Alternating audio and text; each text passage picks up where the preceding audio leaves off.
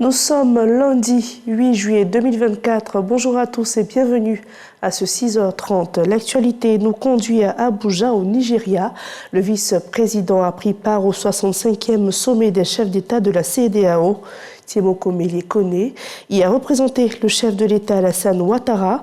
À ce rendez-vous, 2 points importants: l'examen de la décision de retrait de l'organisation manifestée par le Mali, le Burkina Faso et le Niger, et aussi la réélection du président nigérien à la tête de la conférence des chefs d'État et de gouvernement. Suivons le compte-rendu de Mahama Traoré. Timoko Meïlie Koné est arrivé tôt ce dimanche à Abuja, capitale du Nigeria. Le vice-président de la République vient représenter le président Alassane Ouattara à la 65e session ordinaire de la conférence des chefs d'État et de gouvernement de la Communauté économique des États de l'Afrique de l'Ouest, CEDEAO. Une communauté qui semble traverser une zone de turbulence. À 1 an de la célébration de son cinquantenaire, l'organisation sous-régionale se trouve confrontée à la volonté commune et manifeste du Mali, du Burkina Faso et du Niger de la quitter, malgré les tentatives de médiation. Cette situation donne un caractère crucial à ce sommet. Pour la stabilité et l'équilibre de la sous-région, cette décision de retrait présente de lourdes conséquences, à en croire le président de la commission de la CEDEAO. Ce retrait affectera également les conditions de voyage et d'immigration des citoyens de ces 3 pays, car ils auront désormais à mener des démarches en vue de l'obtention d'un visa avant de voyager dans la sous-région. Les citoyens de ces pays pourraient ne plus être en mesure de résider ou de créer librement des entreprises dans le cadre des facilités mises en place par la CEDEAO. Concernant les conséquences liées à la délivrance des visas, le président de la commission précise qu'il s'agit d'éventualités.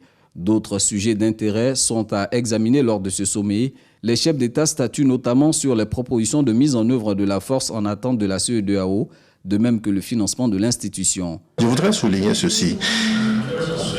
Une société pacifique et sécurisée est essentielle pour que nous puissions réaliser notre potentiel dans le souci d'opérationnaliser la force en attente de la CEDEAO dans la lutte contre le terrorisme. Je devrais ici mettre l'accent sur le fait que la réussite de ce plan requiert une forte volonté politique, mais également des ressources financières conséquentes. Nous devons dès lors faire en sorte que nous soyons à la hauteur des recommandations formulées par nos ministres de la Défense et des Finances. À l'issue du huis clos, face à l'ampleur des défis à relever, la conférence des chefs d'État décide de reconduire à sa tête, pour un nouveau mandat d'1 an, le président nigérien Bola Tinubu. Je vais donc faire le mieux que je puisse pour servir nos intérêts et pour ainsi donc construire les valeurs démocratiques dont nous avons hérité. Merci à tous. L'organe suprême de l'institution instruit également la commission de la CEDEAO d'accélérer le processus de mise en place de la force attente dont le budget annuel s'élève à 2,6 milliards de dollars. Cette armée sera composée de 50 000 hommes. Cette rencontre approuve aussi d'un sommet pour plancher sur l'avenir de la CEDEAO. Interrogé par la presse sur l'intransigeance des 3 pays sahéliens à sortir de la CEDEAO, le président de la commission préfère tempérer. Réponse: la main reste tendue, la porte est ouverte.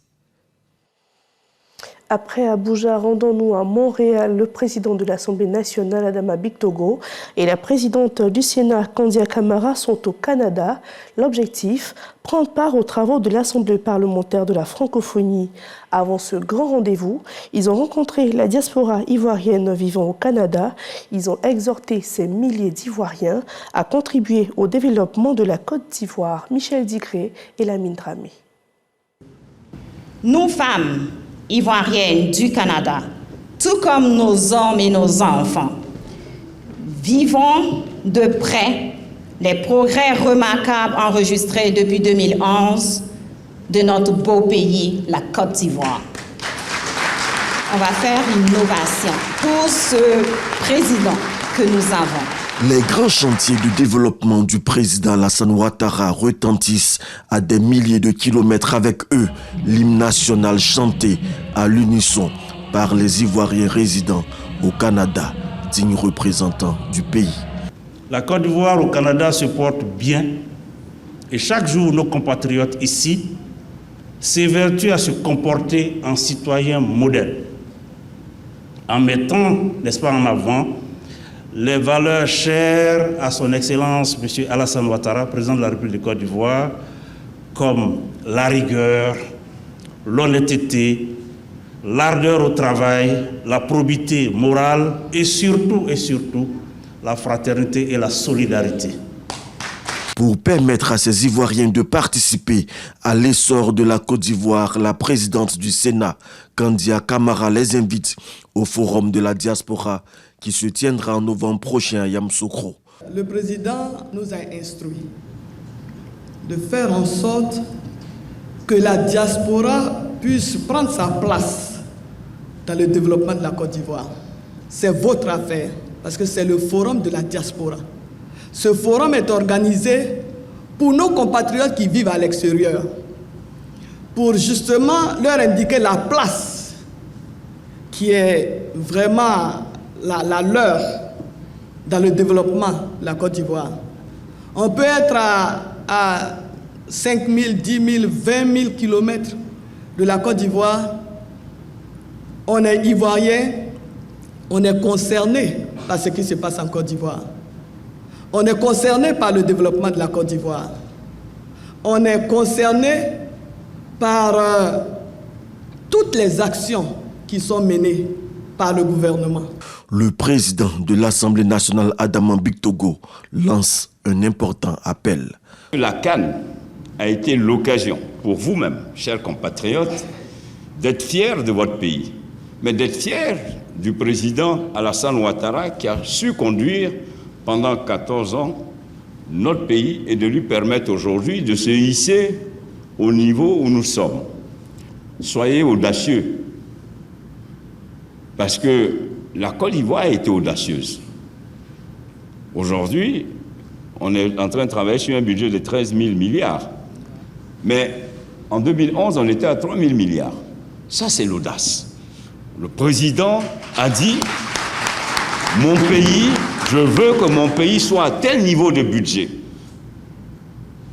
Il fixe le budget, il fixe le cap, et puis maintenant, il tire. C'est la locomotive. Mais c'est pareil, vous aussi, de la diaspora. Il faut que vous soyez audacieux. Il faut que vous ayez le courage de dire, OK, je rentre, je veux participer au développement de mon pays. À un moment donné, il faut que vous ayez le courage de rentrer, d'y aller. Parce que tout est possible.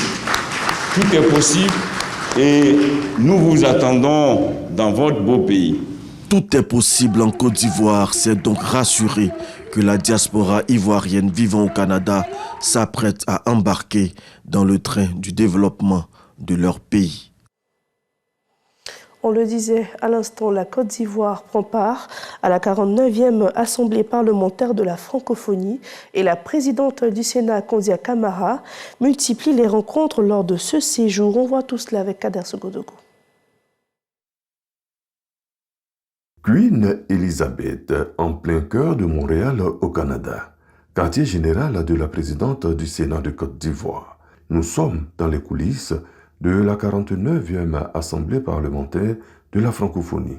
Son secrétaire général a tenu à exprimer la joie de l'institution d'avoir désormais en son sein la présidente de la Chambre haute du Parlement ivoirien. Alors, l'Assemblée parlementaire de la francophonie est très honorée d'accueillir son Excellence, Madame la présidente du Sénat ivoirien. Dès son premier mois de juillet de présidente, elle assiste à notre assemblée plénière annuelle, ce qui démontre cette volonté de s'engager dans la francophonie parlementaire. Au niveau du réseau des femmes parlementaires, la présidente venue rencontrer Kandia Camara, son langage ne varie pas. Je suis vraiment très enchantée d'avoir rencontré Madame la Présidente.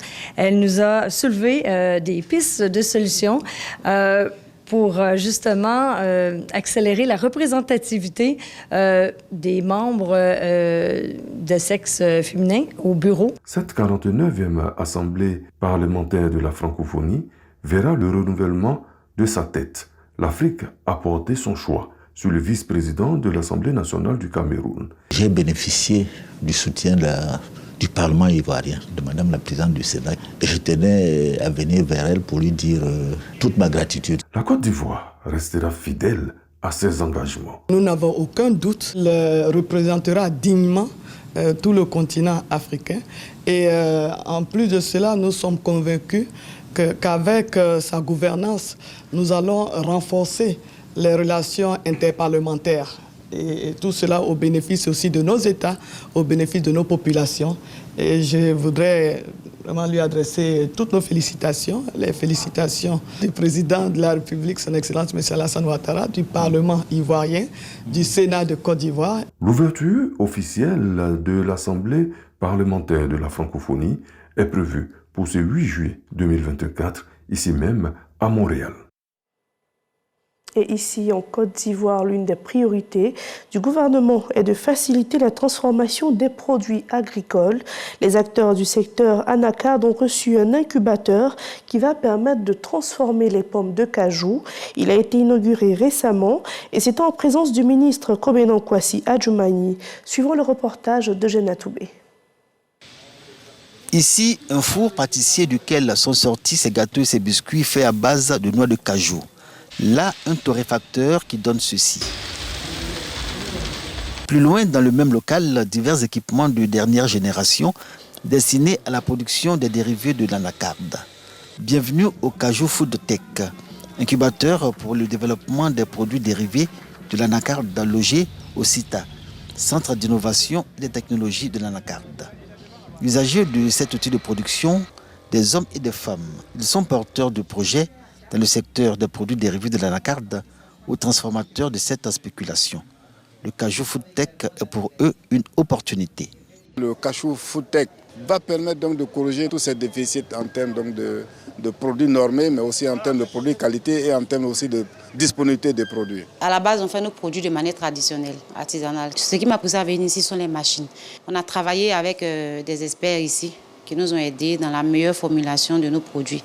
Le Cajou Food Tech est une unité de production dotée d'un laboratoire d'analyse de pointe avec une capacité journalière de traitement minimum de 200 kg d'amandes et de 200 kg de pommes de cajou. Cet incubateur est, comme l'indique le ministre d'État, Kobenan Kwasi Adjoumani, l'illustration de l'évolution du CITA, création du Conseil du coton et de l'anacarde. Les partenaires au développement, notamment la Banque mondiale, encouragent la Côte d'Ivoire à poursuivre sa politique de transformation des produits de son agriculture.